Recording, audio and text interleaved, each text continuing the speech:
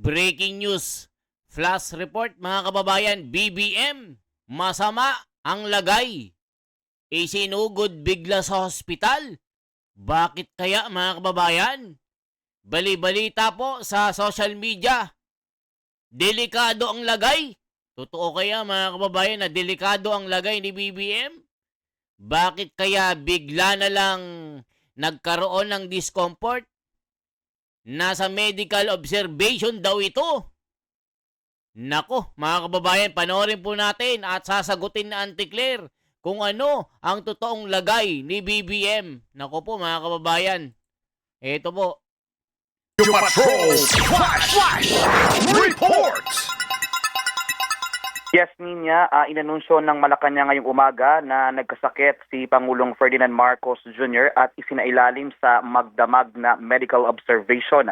Sa nagpapatuloy na press briefing dito sa Palasyo, sinabi ni Communications Undersecretary Claire Castro na nakaranas ng discomfort ang Pangulo, bagamat hindi espesipikong tinukoy kung ano ang sanhi ng kanyang naramdamang sakit. Ayon sa Palasyo ay inabisuhan ang Pangulo na magpahinga at bantayan ang kanyang kalusugan hanggang sa tuluyang bumuti.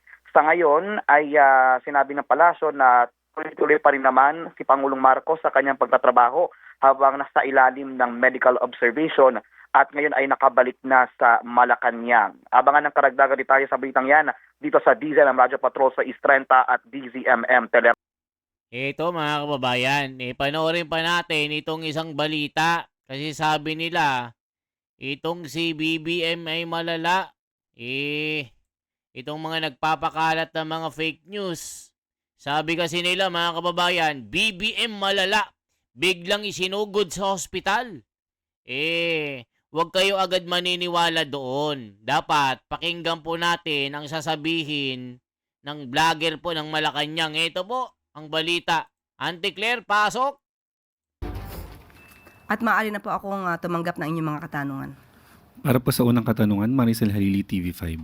Magandang umaga po, Yusek. Ma'am, before I proceed to my original question, just to follow up on the President's health, may we know what particular discomfort did the President experience last night? Hindi po sa atin na nabanggit kung ano ang particular na discomfort na kanyang naranasan. But ang maimportante po rito at dapat natin maipaalam sa ating mga kababayan na siya po ngayon ay muling nagtatrabaho at nasa Malacanang. Siya po ay nasa maayos na kalagayan at mamayang hapon po ay magkakaroon pa po siya ng 2 pribadong meeting. Okay, so does it mean that makikita rin siya ng public in the next few days, or should we expect the President to take it easy and stay in Malacanang for a while? Sa ngayon po ay may pribado mga meetings po, so makikipag-ugnayan na po siya sa ibang mga opisyal. At tingnan po natin kung bukas po, dahil meron po siyang event, kung maa-advise siya ng doktor na okay naman po siya, malamang po ay makikita rin agad natin ang Pangulo. Related question, if I may. Please. Ivan Mayrina, GMA7.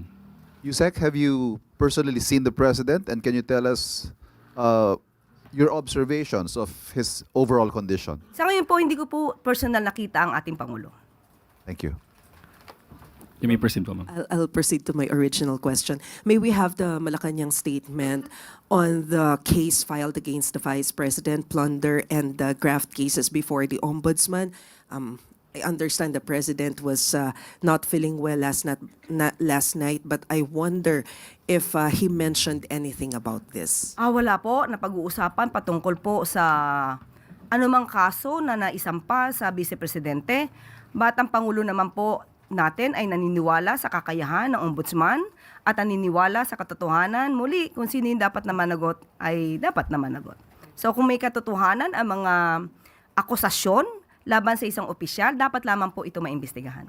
But given the President is facing complaint, and then the Vice President is also facing complaints to highest officials of the land, what does it say about our country? Muli, ang Pangulo, sabi po niya sa atin, ay handa po siyang harapin to dahil alam po niya na wala po siyang nalabag na anumang batas at hindi po siya nag-commit na anumang impeachable offense.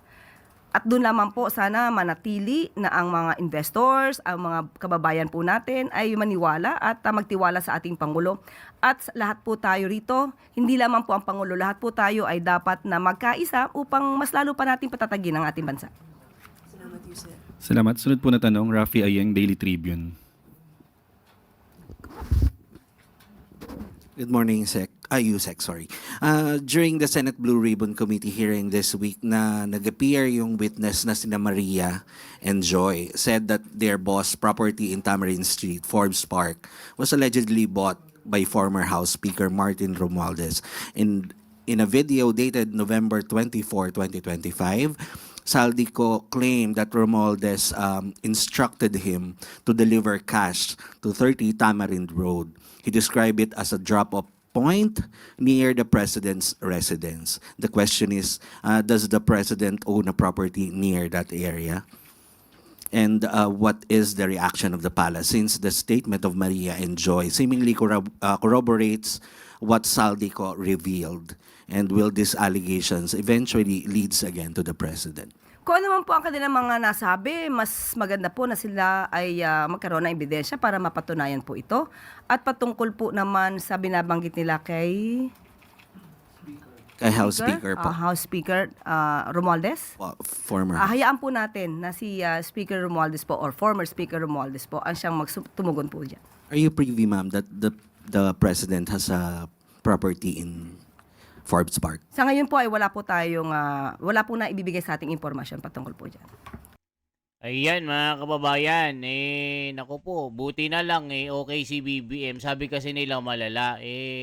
Syempre, chinecheck po natin na legit yung mga sinasabi. So, okay naman daw si BBM. Siguro, na-stress siya dahil sa isinampang impeachment laban sa kanya. Ito po mga kababayan, check nyo po ito.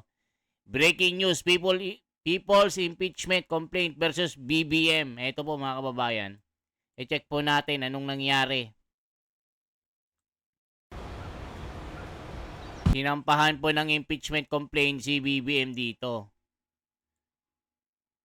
So bakit kaya bigla na lang sumama ang pakiramdam ni BBM? Naku po mga kababayan.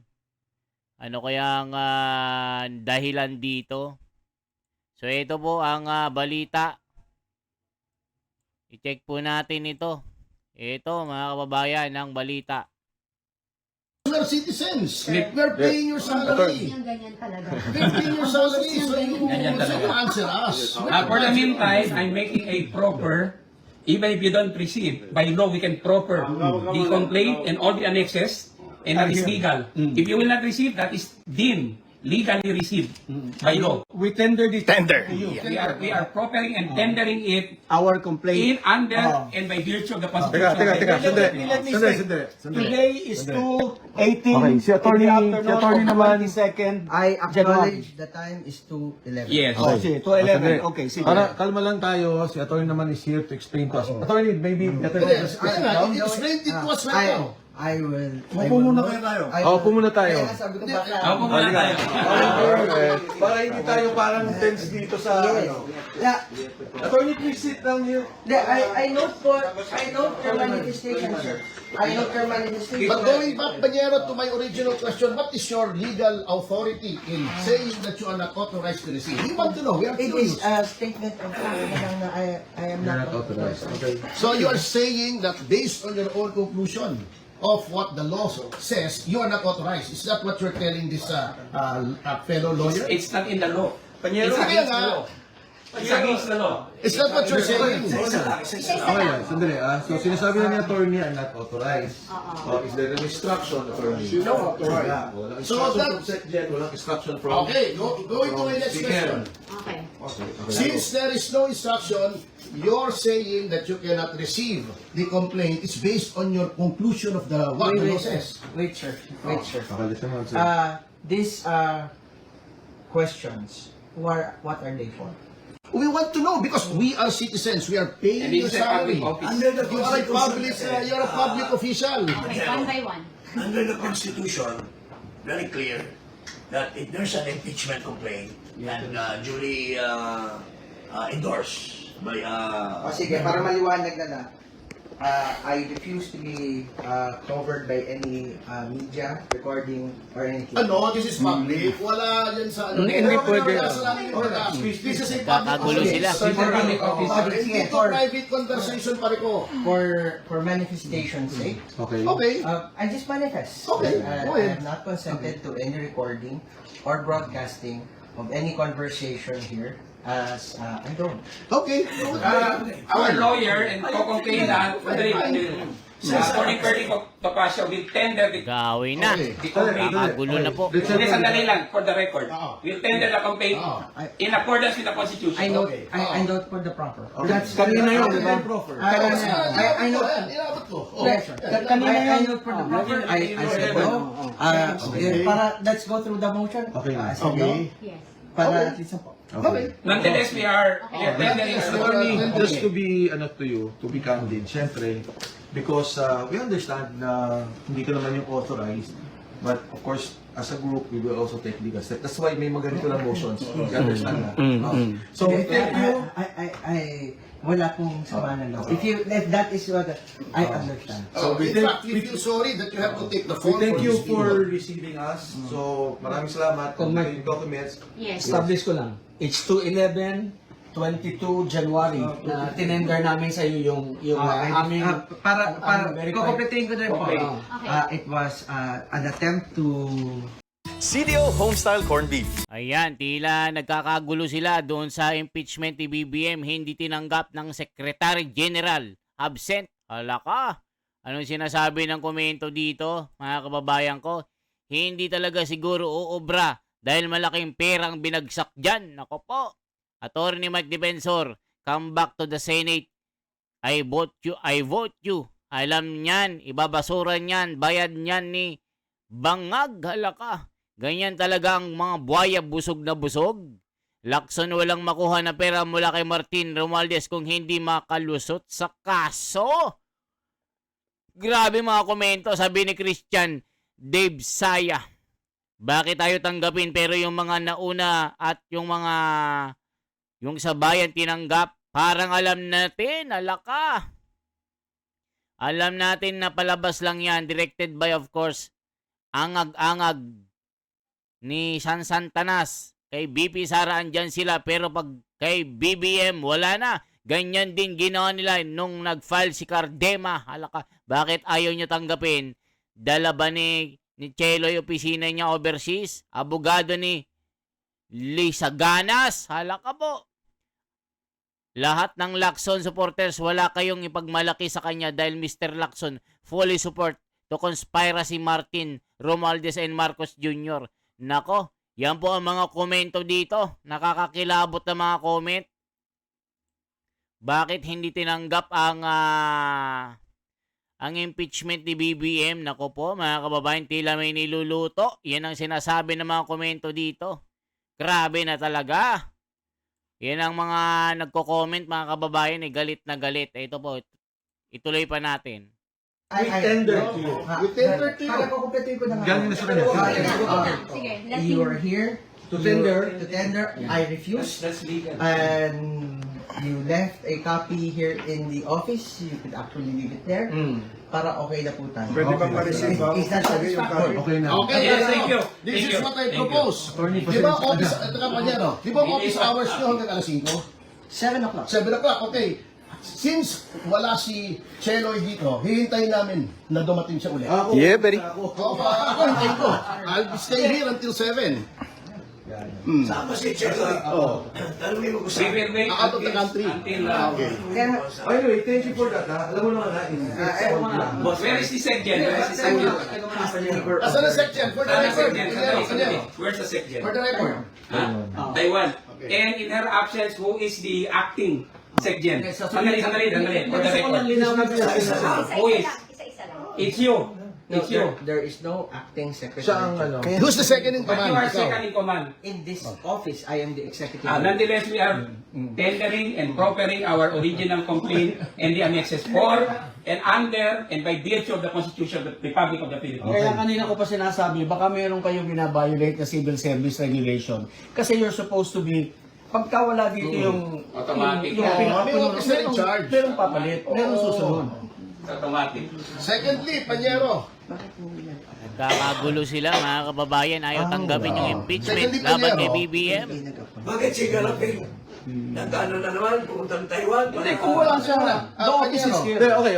We have already, di ba? We've established yung, already. We already given it. Si attorney naman was kind enough to state yung legal basis. So, okay na tayo. Ha? Ayan mga kababayan, nag-aaway-away na. Nagkakagulo na sila. Matindi, ayaw tanggapin.